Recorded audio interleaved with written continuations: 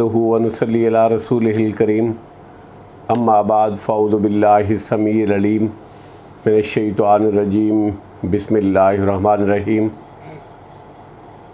سورۃ الانبیاء بامانی بامحاورہ ترجمہ اور اس کے بعد اس کی تشریح۔ پہلے بامانی ترجمہ آیت نمبر 76۔ ونوحًا، اور یاد کیجئے نوح علیہ السلام کو، اس جب نادا اس نے پکارا، من قبل اس سے پہلے، فاستجبنا تو ہم نے قبول کی دعا، لہو اس کی، فنجیناہ چنانچہ ہم نے نجات دی ان کو، واہلہ اور اس کے اہل یعنی مومنوں کو، من الکرب العظیم بہت بڑے غم سے۔ آیت نمبر 77۔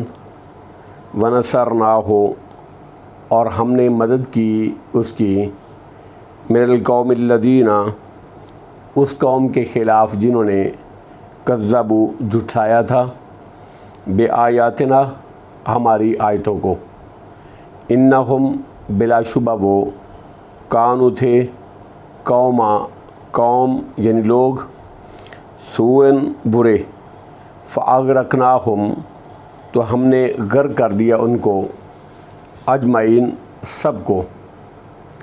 آیت نمبر 78۔ وداؤدا اور یاد کیجئے داؤد کو علیہ السلام، و سلیمان اور سلیمان کو علیہ السلام، جس وقت یحکمان وہ دونوں فیصلہ کر رہے تھے، فی الحرث سے کھیتی کے بارے میں، جب نفشت رات کو چر گئی تھی، فیہ اس میں، غنم القوم ایک قوم کی بھیڑ بکریاں، وکنہ اور ہم تھے، لحکمہم ان کے فیصلے کرنے کے وقت، شاہدین گواہ حاضر۔ آیت نمبر 79۔ ففہمناہا چنانچہ ہم نے سمجھا دیا وہ فیصلہ،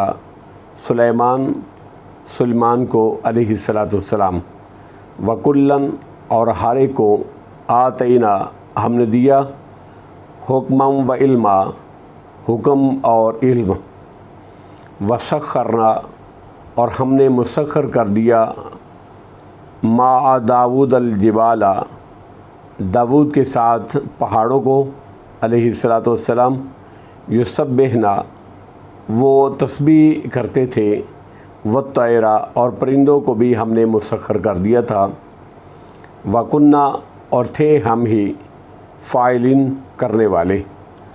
آیت نمبر 80۔ وعلمناہ اور ہم نے سکھائی اس کو، صنعت کاریگری، لبوسن لباس زریں بنانے کی، لکم تمہارے لیے، لتحصنکم تاکہ وہ زریں بچائیں تم کو، من باسکم تمہاری لڑائی یعنی تکلیف کے وقت سے، فحل تو کیا، تم شاکرون شکر کرنے والے ہو۔ آیت نمبر 81۔ وَلِسُلَیْمَانَ الرِّیحَ اور ہم نے مسخر کر دی سلیمان کے لیے ہوا علیہ السلام، عاصفۃً اس حال میں کہ تندو تیز تھی، تجری وہ چلتی تھی، بِأَمْرِہ اس کے حکم سے، إِلَى الْأَرْضِ الَّتِي بَارَكْنَا اس سرزمین کی طرف وہ جو ہم نے برکت دی تھی، فیہا اس میں، وَكُنَّا اور ہم ہی تھے، بِكُلِّ شَيْءٍ ہر چیز کو، عالمین خوب جاننے والے۔ اب محاورہ ترجمہ اور اس کی تشریح۔ آیت نمبر 76۔ وَنُوحًا إِذْ نَادَىٰ مِن قَبْلُ اور نوح علیہ السلام کو بھی یاد کرو، جب اس سے پہلے اس نے ہمیں پکارا، جب انہوں نے، اللہ رب العزت فرماتے ہیں نوح علیہ السلام کو بھی یاد کریں اے میرے نبی، کہ جب انہوں نے ہمیں سب سے پہلے پکارا، فاستجبنا لہ پھر ہم نے ان کی دعا کو قبول کیا، فنجیناہ واہلہ من الکرب العظیم، چنانچہ ہم نے اس کو یعنی نوح علیہ السلام کو اور اس کے اہل یعنی مومنوں کو بہت بڑے غم سے نجات دے دی۔ آیت نمبر 77 وَنَصَرْنَاهُ مِنَ الْقَوْمِ الَّذِينَ كَذَّبُوا بِآيَاتِنَا، اور ہم نے نوح کی مدد کی علیہ السلام اس قوم کے خلاف جس نے ہماری آیتوں کو جھٹلایا تھا۔ اِنَّهُمْ كَانُوا قَوْمَ سُوءٍ فَأَغْرَقْنَاهُمْ أَجْمَعِينَ، بے شک وہ برے لوگ تھے لہذا ہم نے ان سب کو غرق کر دیا۔ آیت نمبر 78 وَدَاوُودَ وَسُلَيْمَانَ اِذْ يَحْكُمَانِ فِي الْحَرْثِ اِذْ نَفَشَتْ فِيهِ غَنَمُ الْقَوْمِ وَكُنَّا لِحُكْمِهِمْ شَاهِدِينَ، اور یاد کریں اے میرے نبی اکرم صلی اللہ تعالیٰ علیہ وآلہ وسلم، یاد کریں داود کو اور سلیمان کو علیہم السلام جب وہ دونوں اس کھیتی کے بارے میں فیصلہ کر رہے تھے جس کو رات کو ایک قوم کی بکریاں چر گئی تھیں، اور ہم ان کے فیصلے کے شاہد تھے، گواہ تھے۔ آیت نمبر 79 فَفَهَّمْنَاهَا سلیمان، چنانچہ ہم نے وہ فیصلہ سلیمان کو سمجھا دیا علیہ السلام۔ مفسرین نے یہ قصہ اس طرح بیان فرمایا ہے کہ ایک شخص کی بکریاں دوسرے شخص کے کھیت میں رات کو چر گئی، جہاں گھسیں اور اس کی کھیتی کو چر چک گئیں۔ حضرت داود علیہ السلام نے جو پیغمبر ہونے کے ساتھ ساتھ حکمران بھی تھے، فیصلہ دیا کہ بکریاں کھیت والا لے لے تاکہ اس کے نقصان کی تلافی ہو جائے۔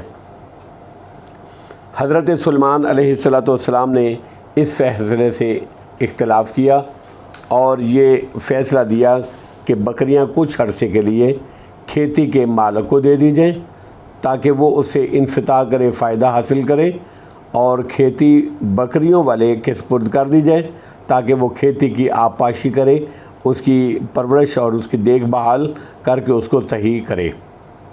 جب وہ اس حالت میں کھیتی آ جائے جو بکریوں کے چرنے سے پہلے تھی، تو کھیتی والے کو اور بکریوں والے کو واپس کر دی جائے۔ پہلے فیصلے کے مقابلے میں دوسرا فیصلہ اس لحاظ سے بہت زیادہ بہتر تھا کہ اس میں کسی کو بھی اپنی چیز سے محروم ہونا نہیں پڑے گا، جبکہ پہلے فیصلے میں بکریوں والا اپنی بکریوں سے محروم کر دیا گیا تھا۔ تاہم اللہ رب العزت نے حضرت داود علیہ السلام کی بھی تعریف کی اور فرمایا کہ ہم نے ہر ایک کو، داود اور سلیمان دونوں کو، علم و حکمت سے نوازا تھا علیہم السلام۔ بعض لوگ اس سے استدلال کرتے ہیں کہ کہتے ہیں کہ ہر مجتہد مسیب ہوتا ہے۔ امام شوکانی رحمہ اللہ فرماتے ہیں کہ یہ دعویٰ صحیح نہیں ہے۔ کسی ایک معاملے میں دو الگ الگ متضاد فیصلہ کرنے والے دو مجتہد بیک وقت مسیب نہیں ہو سکتے۔ ان میں ضرور ایک مسیب درست فیصلہ کرنے والا ہوگا اور دوسرا مخطی یعنی غلط فیصلہ کرنے والا۔ البتہ یہ الگ بات ہے کہ مجتہد مخطی ہونے عند اللہ گناہ گار نہیں ہوگا، بلکہ اس کو ایک اجر اللہ سے ملے گا۔ وَكُلًّا آتَيْنَا حُكْمًا وَعِلْمًا، اور ہر ایک کو ہم نے نبوت یعنی نبوت اور علم عطا کیا۔ وَسَخَّرْنَا مَعَ دَاوُودَ الْجِبَالَ يُسَبِّحْنَ وَالطَّيْرَ، اور ہم نے داود کے ساتھ پہاڑ اور پرندے بھی مسخر کر دیے علیہم السلام۔ اس سے مراد یہ نہیں کہ پہاڑ ان کی تسبیح کی آواز سے گونج اٹھتے تھے، کیونکہ اس میں ایک تو کوئی ایجاز ہی باقی نہیں رہتا۔ اونچی آواز سے پہاڑوں میں گونج پیدا ہو سکتی ہے، بلکہ مطلب حضرت داود علیہ السلام کی تسبیح کے ساتھ پہاڑوں کا تسبیح پڑھنا ہے، اور یہ مجازن نہیں حقیقتاً تھا۔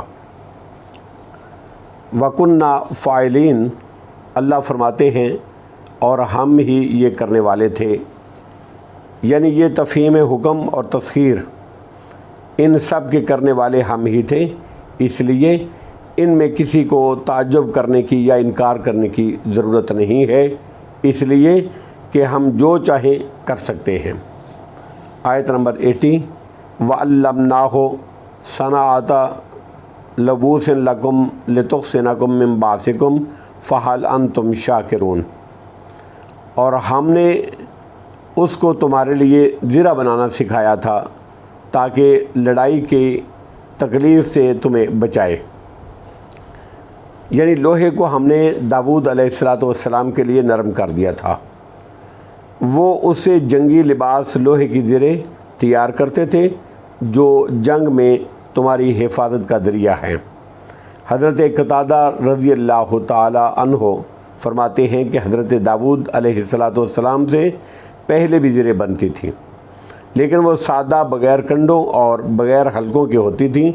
حضرت داؤد علیہ السلام پہلے شخص ہیں جنہوں نے کنڈے دار اور حلقے والی زریں بنائی تھیں۔ فَهَلْ أَنْتُمْ شَاكِرُونَ، کیا پھر تم شکر کرنے والے ہو۔ آیت نمبر 81 وَلِسُلَيْمَانَ الرِّيحَ عَاصِفَةً تَجْرِي بِأَمْرِهِ إِلَى الْأَرْضِ الَّتِي بَارَكْنَا فِيهَا، اللہ فرماتے ہیں اور ہم نے سلیمان کے لیے تند و تیز ہوا مسخر کر دی تھی علیہ السلام، یعنی جس طرح پہاڑ اور پرندے حضرت داؤد علیہ السلام کے لیے مسخر کر دیے تھے، اسی طرح ہوا حضرت سلیمان علیہ السلام کے تابع کر دی تھی۔ وہ اپنے ایان سلطنت سمیت تخت پر بیٹھ جاتے تھے اور جہاں چاہتے مہینوں کی مسافت چند لمحوں اور ساعتوں میں طے کر کے وہاں پہنچ جاتے تھے۔ ہوا آپ کے تخت کو اڑا کر لے جاتی۔ بابرکت زمین سے مراد شام کا علاقہ ہے۔ تجری بامرہ الی الارض التی بارکنا فیہا، وہ اس کے حکم سے یعنی سلیمان علیہ السلام کے حکم سے اس سرزمین کی طرف چلتی تھی جس میں ہم نے برکت رکھی تھی۔ وَكُنَّا بِكُلِّ شَيْءٍ عَالِمِينَ، اور ہم ہی ہر چیز کو خوب جاننے والے تھے۔ واللہ اعلم بالصواب، وآخر دعوانا ان الحمد للہ رب العالمین۔